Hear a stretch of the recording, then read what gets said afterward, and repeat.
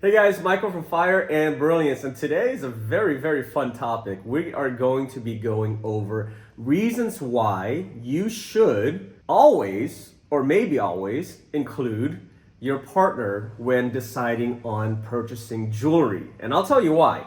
Well, first and foremost, from our perspective, who has been running a jewelry company for a very long time, many times, not always, but many times, if you do not include your partner and you're buying it as a gift, birthday or anniversary, or even if it's a big enough purchase where it's an engagement ring and you don't include your partner, sometimes your partner might not like what you choose and it could end up in a way where you may not like the outcome. So today's topic is why you should include your partner to make sure that all parties are happy, okay? So reason number one, the importance of communication. And what I mean by that? Well, in terms of being the person, the purchaser, the buyer of the piece of jewelry, you want to communicate with your partner to make sure that he or she is going to like what they receive. I know people are going to say, well, it's a gift. You should just be grateful. You shouldn't be so picky, right? But hey, if you're buying, I get it. If you're buying, I don't know, a pair of shoes, or if you're buying something that is less expensive. But jewelry can be in the hundreds to thousands to tens of thousands of dollars. Now, if you are going to invest that kind of money into a gift, an engagement ring, or whatever piece of jewelry you're trying to buy, don't you think you might want your partner to like it? So I think it's also a very good way of making sure that you communicate with your partner to see what he or she likes, right? So why discuss jewelry choices? It's extremely important because jewelry is more than just an accessory. Sometimes it's a reflection of your love for someone. It will have an emotional weight for that specific person. So, in other words, I mean, if you're buying an engagement ring, that's an extremely significant time in someone's life. In the aspects of, if you're going to get engaged, and that will be a piece of jewelry that will be part of their lives for the long term, and then hopefully one day may also be passed down as an heirloom, then you may consider that you might want to get something that she likes, right? So that's the reason why you should communicate and to make sure that you discuss jewelry choices. Now, how this shapes your purchase, from my perspective and from my experience here at Fire and Brilliance, we've been running this company for a long time. It definitely shapes the purchase because by knowing what your partner likes, you will specifically know what you should buy. When it comes to metal choices, does she like gold? Does she like platinum? Does she like silver? Does she like white gold?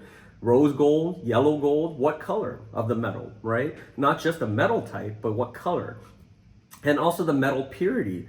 Does she prefer 14K, 18K, 22K, 24K, or does she prefer platinum, right?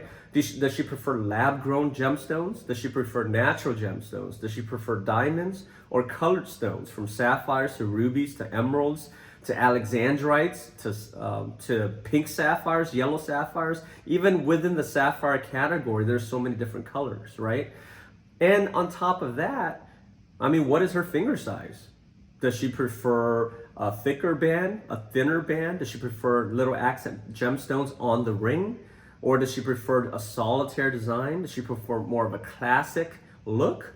Or does she prefer more of a bold look? So it really depends, right? Because we've worked with customers in the past that really wanted to go and put his full-on creativity into the design, and he was very proud of it, and we made exactly what he wanted, but unfortunately sometimes it doesn't turn out the way that they envisioned it because their partner may not like it. Maybe she was more of a quiet, not so bold, not so loud, more of just a classic, simple, elegant look.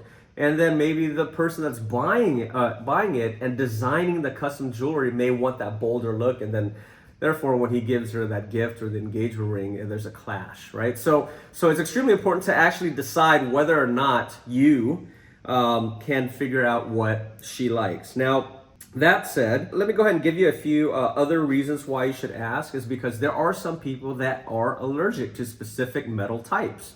right? Some people do have metal allergies, so it's important that you do ask. Sometimes when companies make gold, they may mix different types of alloy. One common metal allergy is if nickel is included in the mixture.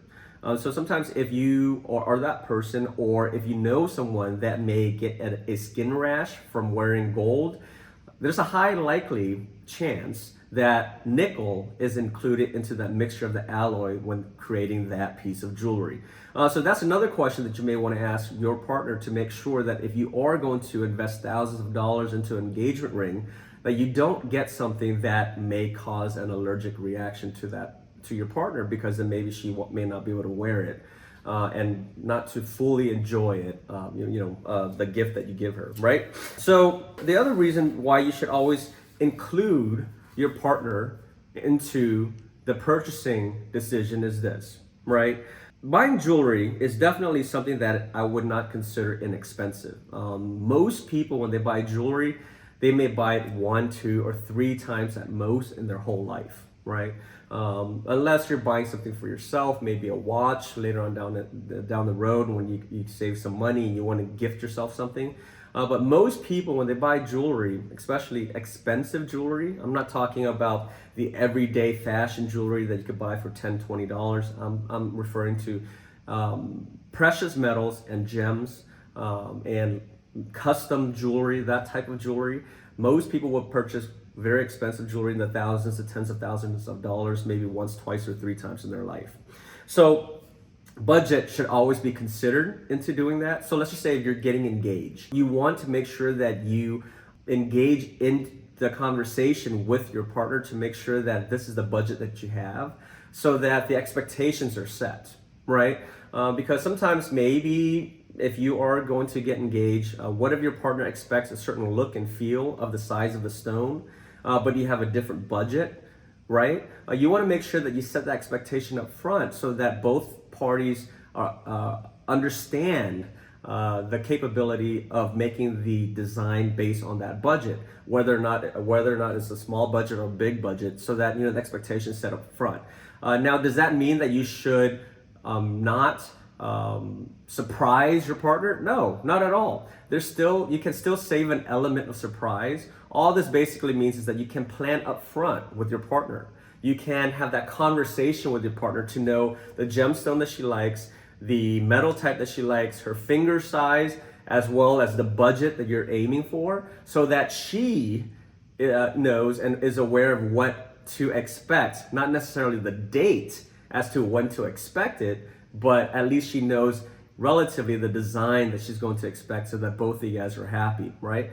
So the element of surprise can still be there. Just because you talk about it up front doesn't necessarily mean that you don't have the opportunity to surprise her on a special occasion, right? So here's a few frequently asked questions that I slightly went over earlier, but what's the best way to find out your partner's ring size? You can borrow a ring that they wear, or ask a friend or a close family member.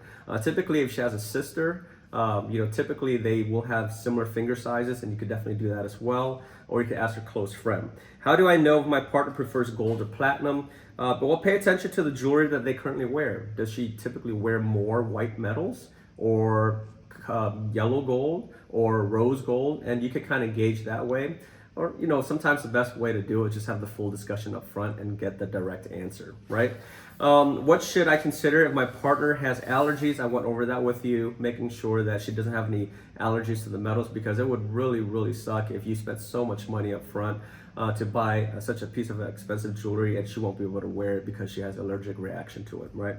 What's the significance of choosing diamonds over lab diamonds? That is the question that you should ask and have the discussion with her to make sure that she's okay with going with natural, or she's okay with going lab grown, because everyone has a different preference, and based on my previous episodes that you've learned in the past, everyone has different preferences as to reasons why they will only go with one way or the other. So make sure you have that discussion with her.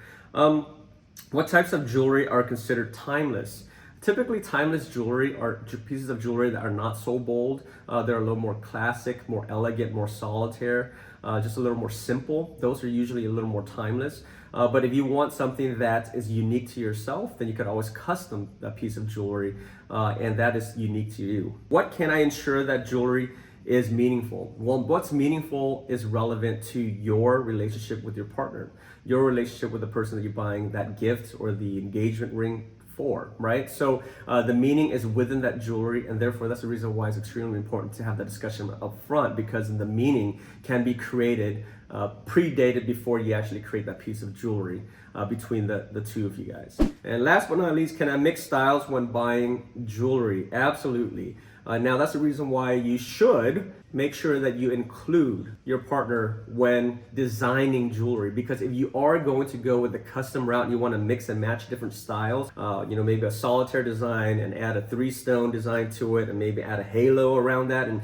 you want to do something very extravagant, then it's extremely important that you include your partner to make sure that she is on the same page and she's going to expect that and she will love it, so that you don't go all out of your way to make sure you design something that's so beautiful to you, but maybe your partner may not like it. So there you go. So these are the reasons why you should consider including your partner when you decide to make a huge jewelry purchase as a gift, anniversary gift, birthday gift, or engagement ring. And because by doing that, you set both expectations, and then both sides will be happy when the gift is given.